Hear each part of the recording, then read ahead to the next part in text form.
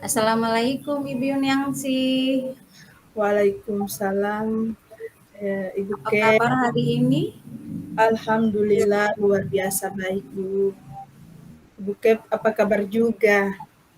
Alhamdulillah dalam keadaan sehat hari ini. Ya, Ibu Yuniangsi. Ya, Bu. eh, Kemarin Ibu Yuniangsi hubungi sama saya, tapi saya tidak sempat ngangkat teleponnya ya.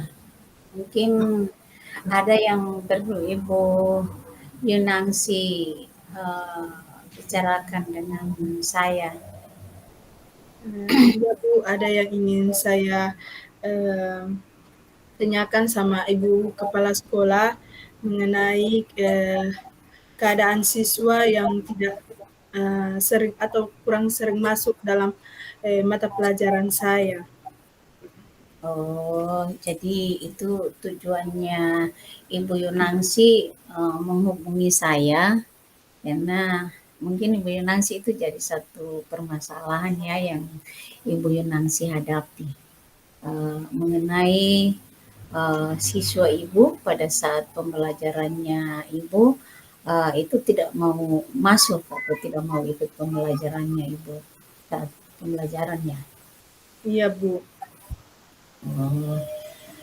Mungkin Ibu Yunangsi sudah uh, cari tahu apa penyebabnya beberapa siswa itu yang tidak mau ikut di pembelajarannya Ibu.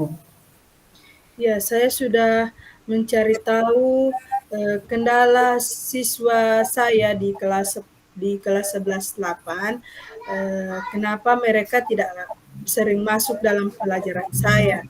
Kemudian setelah saya lihat dan saya tanyakan sama teman-temannya di dalam kelas bahwa eh, jam saya itu sudah memasuki jam kritis, sudah masuk jam 13.15 untuk mata pelajaran sejarah, yaitu sudah masuk di jam ke-5-6. Makanya anak-anak banyak yang tidak atau sering tidak masuk pada jam pertama, biasa mereka nanti masuk jam kedua. Jadi itu yang menyebabkan mereka sering terlambat masuk kelas ataupun kadang tidak mengikuti pembelajaran yang saya ajarkan. Apa penyebabnya itu di saat jamnya Ibu Yunangsi nanti pada saat jam-jam kritis mereka tidak mau masuk. Kalau di jam-jam masih pagi, jam pertama kedua mungkin mereka masuk di pembelajarannya Ibu Yunangsi ya. Iya, Bu, kalau jam pertama sampai jam keempat itu anak-anak masih berada di dalam kelas. Tapi hampir seluruh guru mata pelajaran yang memasuki jam kritis itu mereka mengeluh anak-anak sudah bosan atau sudah malas masuk ke kelas. Oh, jadi itu penyebab Termasuk utamanya saya. ya. Ya, Oh, jadi bukan hanya di mata pelajarannya Ibu, tetapi juga ada beberapa mata pelajaran kalau sudah di jam-jam ke-6, ke-7 itu sampai jam terakhir mereka kadang tidak mau ikut pembelajaran. iya, Bu Ket. Oh, iya, kalau memang kita lihat pada jam-jam ke-6 itu sampai di jam ke-8 itu memang jam-jam yang memang kritis. Banyak anak-anak yang merasa ngantuk, ada yang merasakan lapar, sehingga ini mungkin juga jadi pemicu utama anak-anak ini mereka tidak mau masuk lagi ke pembelajaran di jam-jam terakhir. Iya. Ya, iya, Bu Ket. Ya. Jadi sudah ada usaha ya sama Ibu Yunangsi untuk Eh, menanyakan apa penyebabnya. Jadi alasan mereka itu mereka itu merasa ngantuk pada jam-jam terakhir karena memang sudah jam-jam kritis, ada yang merasa lapar, ada yang sudah bosan karena eh, pembelajaran di tengah hari. Jadi itu yang utama ya. Itu Ibu Yunangsi alami itu sudah berapa kali ini siswanya tidak tidak masuk di pembelajarannya Ibu? Ya Bu, saya sudah alami sudah 3 kali pertemuan. Ini sudah memasuki 4 kali pertemuan. Oh, jadi sudah. Sehingga saya datang kepada Ibu Kep menanyakan bagaimana tindak lanjut yang akan saya ambil. Oh iya. Mungkin saya bisa berbagi sama Ibu Yunansi. Saya juga mengalami hal yang sama. Saya juga kan di mata pelajaran IPA itu dapat jam di jam-jam terakhir itu, jam ke-7 ke-8 sampai jam ke-9. Itu saya juga mengalaminya, tapi waktu itu saya merubah desain pembelajaran terutama untuk menyiapkan media pembelajaran yang bisa menarik atau yang bisa menyenangkan pada anak-anak. Jadi dibawa seperti pada mereka itu bermain, tetapi mereka itu belajar. Sehingganya di saat jam berikutnya saya lihat mereka sudah tertarik, bahkan mereka sudah menunggu saya. Yang biasanya mereka sudah tidak ada lagi di ruangan di saat pembelajaran saya di jam-jam kritis itu, tapi dengan adanya media pembelajaran yang saya siapkan, yang menarik, yang menyenangkan itu, saya bawa ke kayak bermain begitu, jadi mereka jadi tertarik. Begitu juga apa saya biasanya kalau berikan kuis itu, berikan hadiah sama sama anak-anak supaya mereka itu bisa tertarik. Jadi itu pengalaman saya kalau saya punya jam di jam-jam kritis. Memang itu kita alami semua kalau kita di guru di saat berikan jam terakhir. Dari Ibu Yunangsi sendiri mungkin sudah ada uh, tindak lanjutnya untuk bisa anak-anak ini bisa berminat kembali di pembelajaran di saat jam-jam kritis. Iya. Ya, tindak lanjut saya yaitu berarti saya akan merubah proses pembelajaran dalam kelas, yaitu dengan mendesain pelajaran yang lebih menyenangkan agar siswa tertarik untuk masuk di dalam kelas pada saat proses pembelajaran yang saya ajarkan. Iya. Media pembelajarannya itu Ya, didesain sebagaimana mungkin itu bisa menarik anak-anak. Dan iya, juga saya tambahkan mungkin juga Ibu Yunangsi selain menyiapkan media pembelajaran yang bisa menarik pada anak-anak, itu bisa berkolaborasi dengan wali kelasnya. iya, Kalau mungkin juga bisa berkolaborasi dengan orang tua siswa tersebut supaya mereka itu ada dorongan baik dari wali kelasnya, dari orang tuanya. Itu juga salah satu yang bisa kita ambil untuk memotivasi minat belajar anak-anak pada jam-jam kritis. Iya. iya Bu.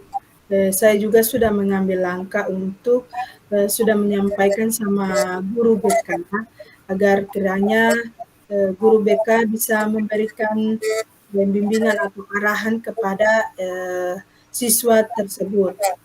Iya, kayak penerapan segitiga restitusi itu kan kita tanyakan apa, ini mungkin dari adanya keyakinan kelas, adanya penerapan segitiga restitusi, mungkin dari situ anak-anak itu bisa ada kesadaran diri, ada tanggung jawab sehingganya Ibu Yunangsi itu bisa memposisikan diri sebagai manajer dalam pembelajaran gitu. Iya, iya Sudah betul.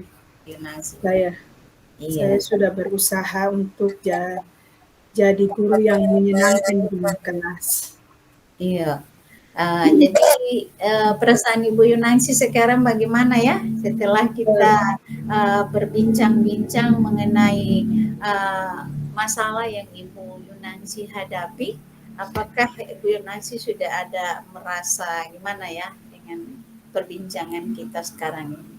Alhamdulillah saya sudah merasa lega, di mana Ibu Kep sudah memberikan, arahan atau motivasi kepada saya untuk lebih giat lagi untuk, mendesain bagaimana media pembelajaran di dalam kelas itu, sangat menyenangkan atau sangat siswa tertarik dengan, pembelajaran saya di dalam kelas. Iya, alhamdulillah Ibu Yunansi sudah merasa senang, sudah ada perasaan lega, tidak ada lagi yang berkecamuk di pikiran Ibu, memikirkan ini anak-anak yang tidak mau, tidak berminat pada pembelajaran di jam-jam kritis. Alhamdulillah, insya Allah ini bisa Ibu Yunansi terapkan dan bisa berhasil supaya mereka juga tidak ketinggalan materi pembelajaran, karena kalau anak-anak itu ketinggalan juga dengan materi pembelajaran, kita sendiri juga yang akan kewalahan di saat mereka menghadapi ujian semester, ya. Iya, Bu. Jadi Iya, saya kira demikian dari saya. Mungkin uh, harapan dari Ibu Yunansi dari adanya perbincangan kita, bagaimana harapannya ke depan? harapannya, saya berharap anak-anak bisa, berubah agar bisa masuk kelas pada saat proses pembelajaran nanti. Karena, itu sangat merugikan mereka pada saat mereka tidak masuk di dalam kelas. Alhamdulillah, insya Allah harapan Ibu Nancy ini bisa terwujud. Dan karena juga saya masih ada pekerjaan lain, saya mohon maaf. Dan Ibu Nancy jangan segan-segan untuk bisa uh, menghubungi saya, bisa ngobrol kalau ada masalah yang bisa dihadapi. Insya Allah kita bisa pecahkan bersama. Saya kira Terima kasih, demikian Bu. ya Ibu Nancy. Iya. Jadi mungkin tidak ada lagi yang perlu kita obrolin, maka pertemuan kita pada siang hari ini kita sampaikan dulu di sini, dan saya ucapkan terima kasih. Wassalamualaikum warahmatullahi wabarakatuh. Waalaikumsalam warahmatullahi wabarakatuh.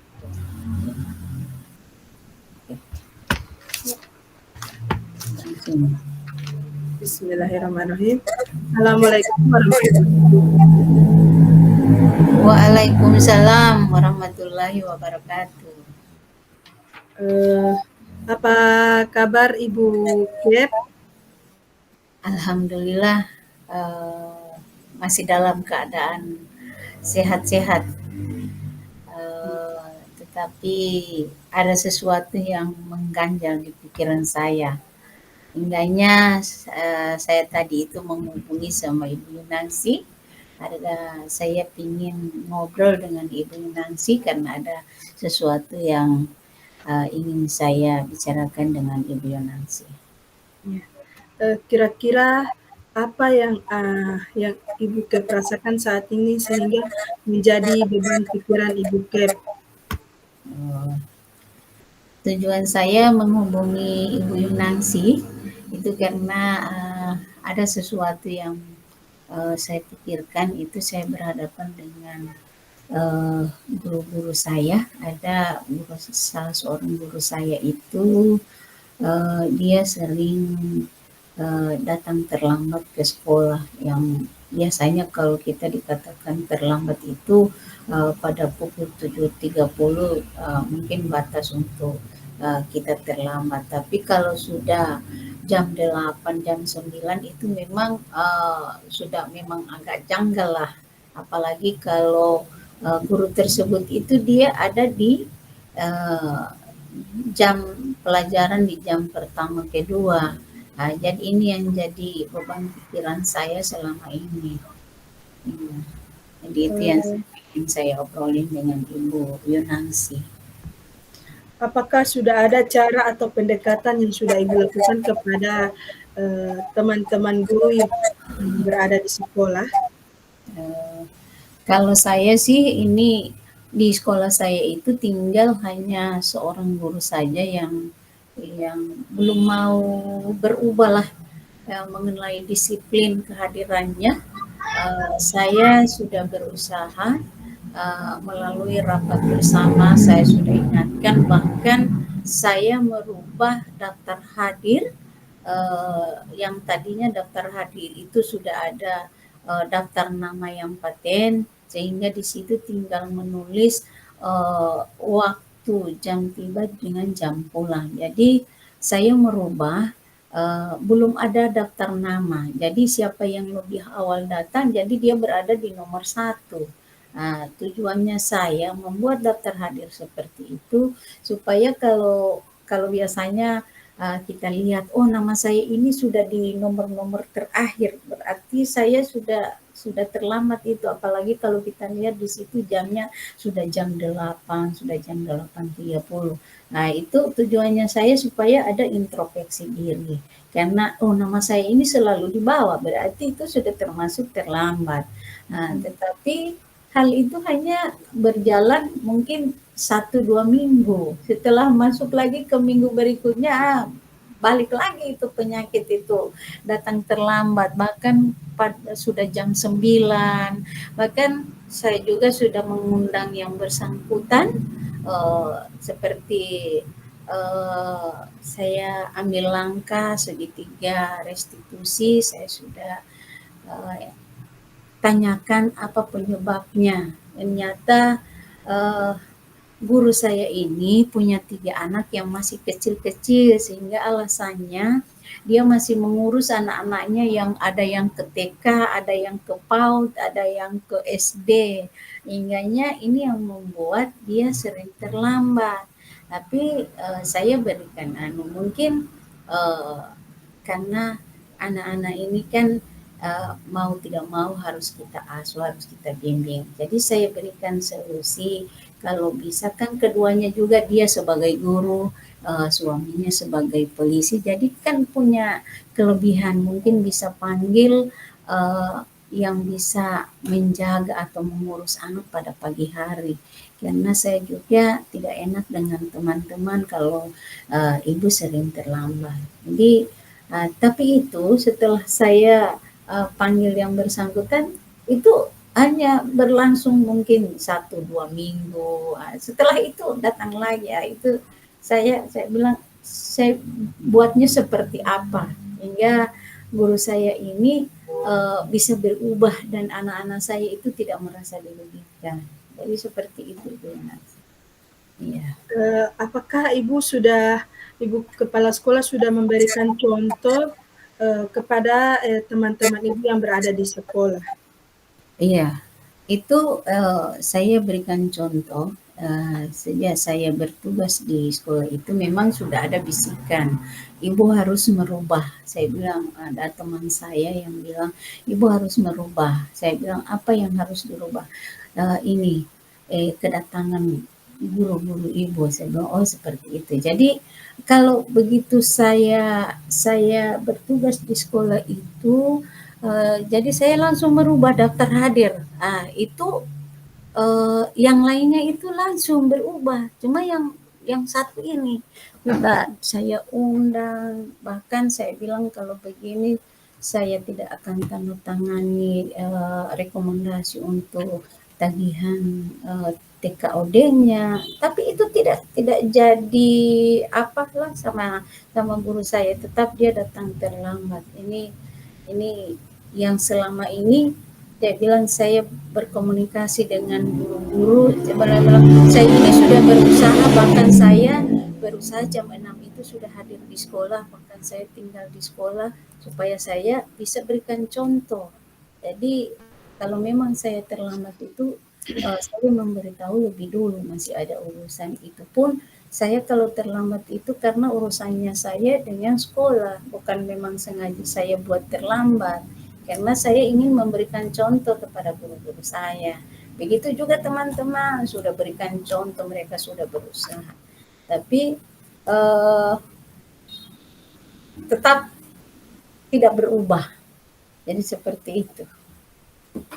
Iya, harapannya untuk kedepannya itu bagaimana Ibu yang ingin Ibu lakukan? Saya sudah ada rencana, tetap saya akan ambil langkah melalui daftar hadir. Daftar hadir saya rubah melalui daftar hadir aplikasi online, itu yang akan langsung diaplikasikan dengan Dapodik. Ya, jadi di situ punya batas waktu untuk terlambat. Dan insya Allah itu akan saya launching di semester genap, ketika saya akan pindah ke sekolah, ke gedung yang baru. Jadi insya Allah itu akan, aplikasinya saya sudah dicoba kepada guru-guru, sudah berlangsung 2 minggu, tetapi itu akan saya terapkan nanti di semester genap. Jadi begitu saya uji coba, alhamdulillah sampai 3 minggu lah, sampai 3 minggu itu datangnya itu 7:30, padahal itu baru uji coba.